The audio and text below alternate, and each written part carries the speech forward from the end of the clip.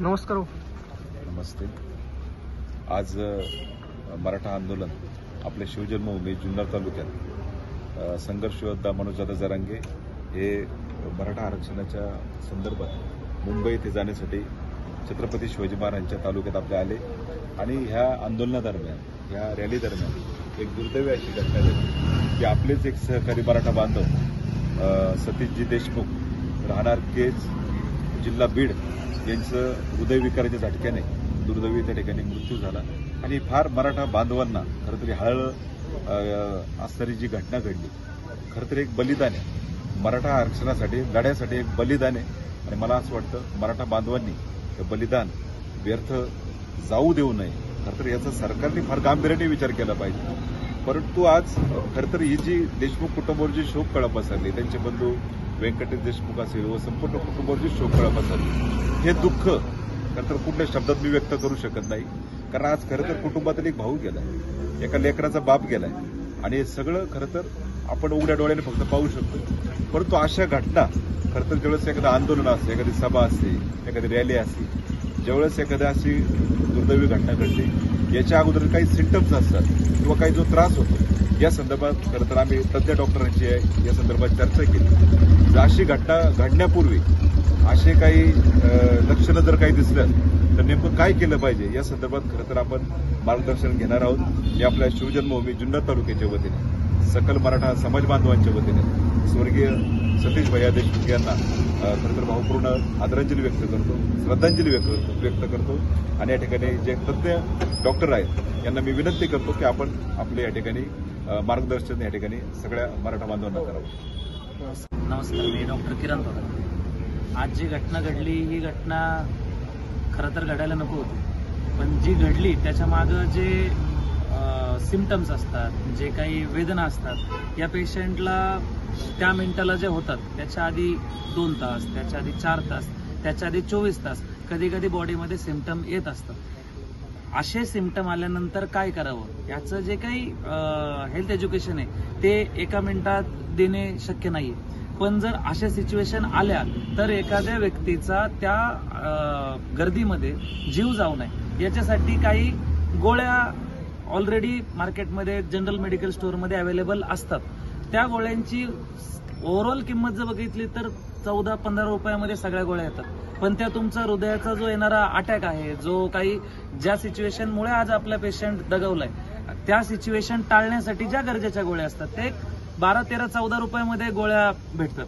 तर त्या गोळ्या म्हणजे मी पूर्ण महाराष्ट्रात जिथून आता ही रॅली चालली त्या सर्वांना उद्या गणपती उत्सव म्हणजे जिथं गर्दी असणार आहे त्या गर्दी असणाऱ्या प्रत्येक ठिकाणातल्या लोकांना सांगतो की तुम्ही चहा वाटू नका, तुम्ही बिस्किटचे पुडे वाटू नका, तुम्ही पाण्याच्या बॉटल वाटू नका, पण तुम्ही या प्रत्येक येणाऱ्या गाडीमध्ये आता आमचे डॉक्टर प्रत्येक साहेब तुम्हाला काही गोळ्या सांगतील, त्या गोळ्याचं एक पाकिट 12-13 रुपयाला ते पाकिट असतं. त्याच्यात पण त्याची एक्सपायरी डेट वगैरे बघून जवळच्या तज्ज्ञ डॉक्टरांचा सल्ला घेऊन मेडिकल स्टोअर चांगलं व्यवस्थित गोळी देत आहे का याची खात्री करून जे काही 4-5 गोळ्या डॉक्टर सांगतायत त्या 4-5 गोळ्यांचं एक पाकिट प्रत्येक अशा गर्दीच्या ठिकाणी जिथं कार्डियक अरेस्टनी किंवा अटॅकनी किंवा हृदय विकाराच्या झटक्याने जर एखादा व्यक्ती दगावणार आहे अशी जर शंका येत असेल, अशा प्रत्येक ठिकाणी या 4 गोळ्या जर अवेलेबल ठेवाल तर संभाव्य सिच्युएशन जे दुःख आज देशमुख कुटुंबियांवरती, सकल मराठा समाज बांधवांवरती आलंय,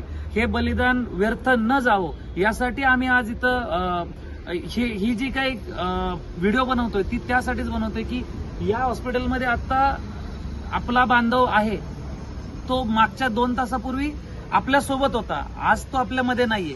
ही घटना फक्त त्या असं नाही की त्या गोळ्यांनी लगेच तो पेशंट वाचणार आहे, पण ज्या हॉस्पिटलमध्ये तुम्ही जाल त्या डॉक्टरांना काहीतरी ग्रीप भेटेल, काहीतरी ट्रीटमेंट जास्त करण्याचे चान्सेस जे असतात ते त्या डॉक्टरांना भेटतील, एवढीच मी विनंती करतो. आणि मी सर्व जे काही जिथं गर्दी असेल, गरजेचं नाही की ते आत्ता पुरतच आहे, जिथं गर्दी असेल तिथं या 4-5 गोळ्या जर अवेलेबल ठेवाल तर हृदयविकाराचा येणारा जो झटका आहे, ज्याच्यामुळे जीव जाण्याचे चान्सेस जास्त आहेत, ते टाळण्यासाठी मदत होईल.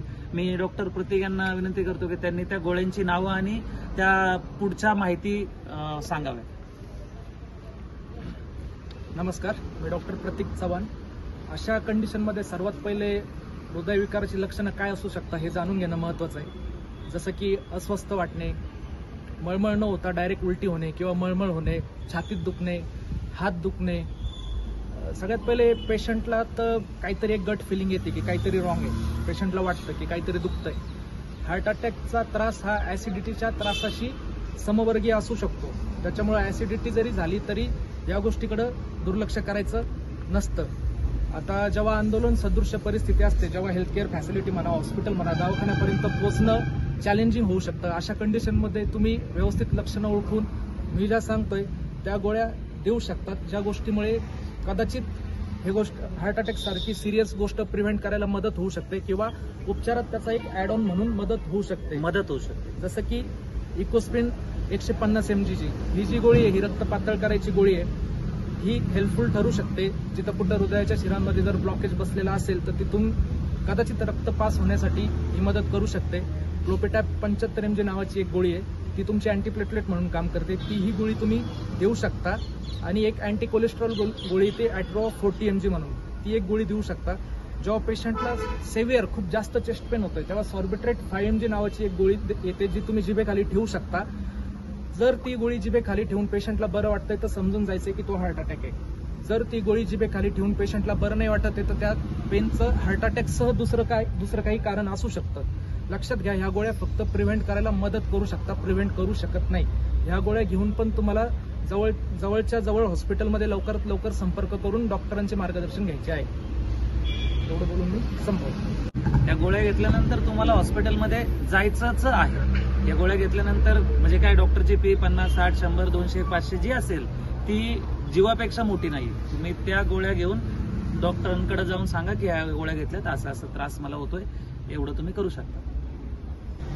खरं तर आता आपल्या सरांनी जे मार्गदर्शन केलं, मला असं वाटतं हे जे मार्गदर्शन आहे हे फक्त मराठा बांधवच नाही तर प्रत्येक जाती धर्माच्या माणसाला नक्कीच हे मार्गदर्शन उपयुक्त ठरलं. परंतु आज जी घटना घडली, आज खरं तर जी दुर्दैवी घटना घडली, खरं तर सरकारने याचा फार गांभीर्याने विचार केला पाहिजे. खरं तर सतीश देशमुख सारखे अनेक मराठा बांधव आहे जे डोळ्यात काहीतरी स्वप्न घेऊन आले, आपल्या लेकराबाळांचं स्वप्न घेऊन आले, आपल्या पुढच्या पिढीचं स्वप्न घेऊन आले. आणि असं स्वप्न घेऊन येत असताना एखादा कुटुंबावर एवढे मोठी शोककळा पसरला. मला असं वाटतं फक्त देशमुख कुटुंबावर ही शोककळा नाही, ही संपूर्ण महाराष्ट्रावर शोककळा आहे.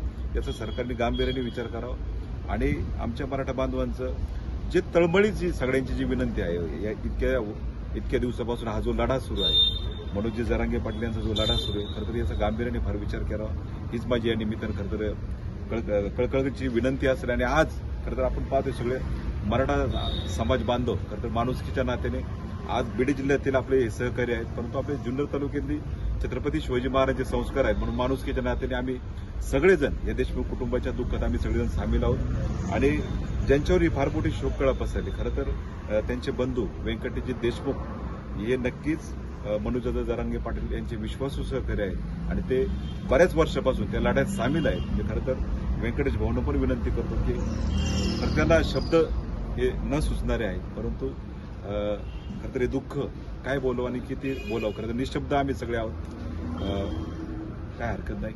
परंतु मी पुण्याच्या एकदा सगळ्या तालुक्याच्या वतीने श्रद्धांजली होतो.